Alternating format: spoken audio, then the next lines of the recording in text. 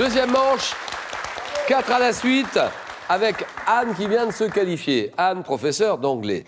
Johan aussi, bravo Johan, infirmier à Percy, Percy, Clamart, et Alexandre, qui mène la course, étudiant en biologie. Vous connaissez cette manche, 4 à la suite. 4 questionnaires qu'on va vous proposer. Au chronomètre, 40 secondes. Et vous êtes seul face au chronomètre sur un questionnaire que vous avez choisi. Il faut faire 4 bonnes réponses. À chaque erreur, on retombe à 0. Il faut tout refaire. Le pain d'épices. Une partie de tarot.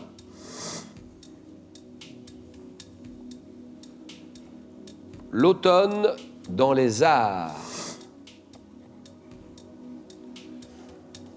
Le thème mystère, vous le découvrez en exclusivité sur Twitter. Twitter et les initiales de questions pour un champion. QPUC. N'hésitez pas à nous dire un petit mot sur le match. Et que dit Alexandre? Je vais tenter une partie de tarot. Une partie de tarot. Tiens. Pourquoi pas, Alexandre? Alors, 25 ans, étudiant en quoi? En biologie. Alors, le tarot, chronomètre. Top au tarot, quelle carte ornée d'une étoile et d'un joueur de mandoline peut être jouée Excuse. au tarot? Quel nom donne-t-on au 1 d'atout, qui est l'atout le plus faible du jeu? Comment appelle-t-on la prime attribuée aux joueurs ayant montré, avant de jouer sa première carte, les 10 atouts qu'il a en main? Je passe. Dans le cadre de l'enchère dite de la garde sans le chien, quel coefficient sert à multiplier le nombre de points? Je passe. Au tarot, par quel terme désigne-t-on les 3 cartes d'atout? Les bouts? Oui. Parmi les figures, quelle carte est placée entre la dame et le valet? Le cavalier? De combien de cartes un jeu de tarot se compose-t-il? 78? Oui. Quel terme évoquant un type de véhicule prioritaire désigne? Bien joué. 3 points pour Alexandre, super.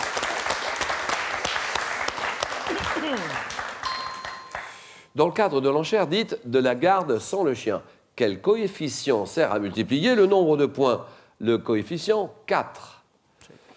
La prime attribuée au joueur ayant montré, avant de jouer sa première carte, les 10 atouts qu'il a en main, la poignée. Que dit Johan? Je vais prendre le thème mystère, Julien. Bien sûr. Alors, ordinateur, on peut dévoiler ce thème. Thème mystère, oncle et neveu dans l'histoire. Allez, Johan, infirmier. Présentez-nous un peu. C'est un hôpital, c'est l'hôpital de Percy. Voilà. Il est militaire, cet C'est un hôpital? hôpital militaire, ouais. Mais on prend en charge des civils aussi. Les civils aussi, mais en d'accord. À priorité, les Percy, militaires. c'est à Clamart? C'est ça. D'accord. Johan, vous m'avez dit, thème mystère, oncle et neveu dans l'histoire. Top 1837, à la mort de son oncle, Guillaume IV, quelle petite fille de Georges III devint reine de Grande-Bretagne et d'Irlande? Je passe. En 1659, quel cardinal et homme d'État français d'origine italienne s'oppose à l'union de sa Mazarin. nièce? Quel monarque devint roi d'Angleterre en 1483 après avoir fait assassiner les enfants de son frère Édouard IV? Henri VIII. Non. Dans l'Antiquité, quel roi d'Épire, parent éloigné d'Alexandre le Grand, partage le pouvoir avec son oncle Néoptolème Passe. avant de l'empoisonner? Vers 434, quel personnage historique succède à son oncle Rugas comme roi des Huns? Attila. Oui. En 1932, quel homme politique américain fut élu à la présidence des États-Unis des Roosevelt. années après son oncle par alliance prénommé Roosevelt. Théodore? C'est Roosevelt, exactement. Franklin Delano Roosevelt. 1 point pour Johan.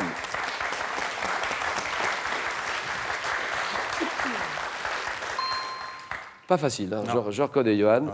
En 1837, là vous auriez pu faire quelque chose, on aurait pu tenter quelque chose. À la mort de son oncle Guillaume IV, petite fille de Georges III, qui devint reine de Grande-Bretagne et d'Irlande.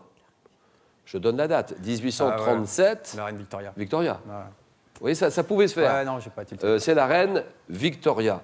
Dans l'Antiquité, quel roi d'Épire et parent éloigné d'Alexandre le Grand partagea le pouvoir avec son oncle Néoptolème avant de l'empoisonner? Pyrrhus. Monarque qui devint roi d'Angleterre, 1483, après avoir fait assassiner les enfants de son frère Édouard IV.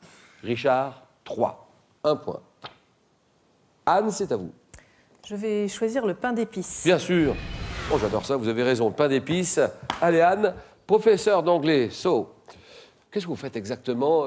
Dans quel établissement? Alors, je suis professeure d'anglais au lycée Marc Chagall à Reims et j'enseigne aux classes de seconde, première, terminale et post-bac, puisqu'on a une section art appliqué en post-bac. Et c'est parti.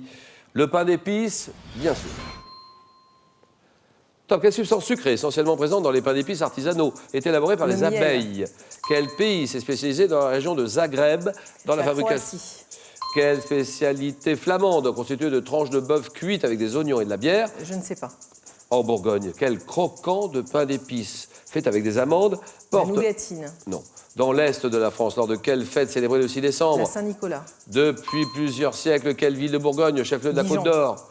Quel petit pain d'épices moelleux, souvent de forme ronde et recouvert La de... nonnette. Mais quelle spécialité des villes belges de Dinan et Verviers, désignées par un mot issu du néerlandais, consiste en une sorte de galette de pain d'épices? Je ne sais pas.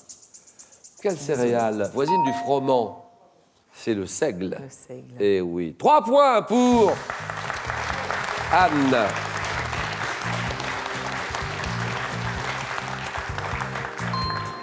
Spécialité des villes belges de Dinan et de Verviers, désignées par un mot issu du néerlandais, qui consiste en une sorte de galette de pain d'épices, la koek.